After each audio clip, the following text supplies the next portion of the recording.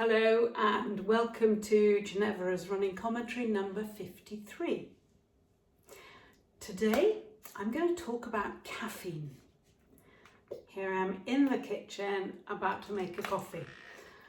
And caffeine or coffee has been both demonized and celebrated by the health community. So what's it doing to your voice?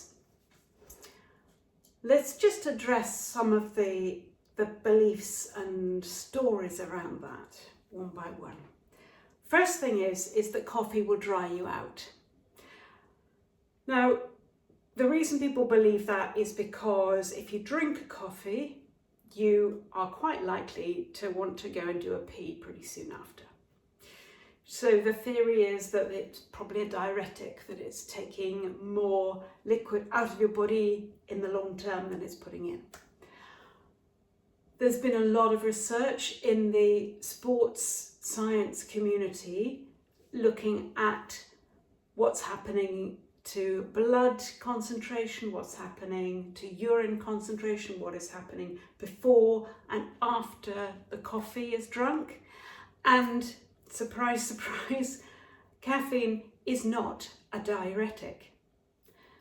It doesn't take more liquid out of your body. What it does is it's a stimulant. And so when you drink a cup of coffee, you go for a pee because it's a stimulant. You're not actually peeing out any more than you would if you hadn't drunk the coffee. So that's the first thing. It's not going to dry you out. The second thing is, does it do something to the nature of the vocal folds themselves? Is it going to add to clagginess? Is it going to is it going to change the way the vocal folds vibrate, the way they move? Well, again, there has been a fair amount of research looking at an in-depth analysis of voice quality before caffeine was ingested and then after. And again, there's absolutely no evidence at all to say that drinking coffee does anything to your voice quality. So that's the second one we can dismiss. It's not going to change your voice quality and it's not going to dehydrate you. The third issue is to do with your digestion. Is it going to irritate your stomach? Well, that's a very individual response. And for some people, coffee can irritate their stomach. It can give them heartburn.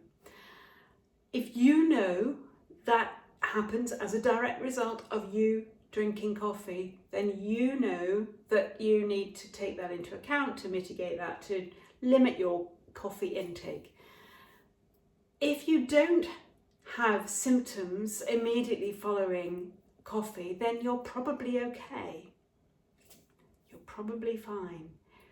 So know your own responses. Know whether coffee is going to trigger indigestion and then possibly reflux. Assess that in your own body. You can do your own little experiment. If it doesn't, then you're okay. If it does, just bear that in mind. Limit your coffee or cut it out. The other thing that caffeine, of course, will do is, because it's a stimulant, it's going to buzz, it's going to keep you, hopefully wake you up a bit if that's what you need. Late at night, if you have problems sleeping, it may not be what you need. So a lot of people will only drink coffee before lunch and then not after lunch. Some people know that if they drink a coffee after 11 a.m, they are very slow to metabolize that caffeine and they'll still be buzzing a little bit in the evening. Other people can drink coffee through the day. They can have coffee after their evening meal and not have any problem at all in getting to sleep.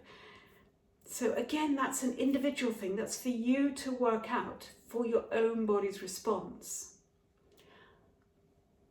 On the flip side, coffee is quite good for you. There are a lot of health benefits to coffee.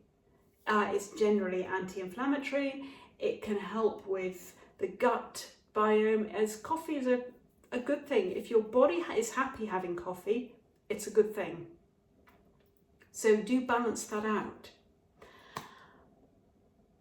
The reason why this is an important message to get through is partly so that you have this information, but it's also so that you're not going to be giving misinformation to other people, maybe to your students or to other singers. I see posts on social media saying, stop drinking coffee if you've got reflux, stop doing this stuff. And we shouldn't really be giving advice to people. Advice needs to come from a trained professional. What we can do is give people information. And information, if it is given in a balanced way, here are the advantages, here are the disadvantages, work out in your own body what your own responses are, then that's very useful information.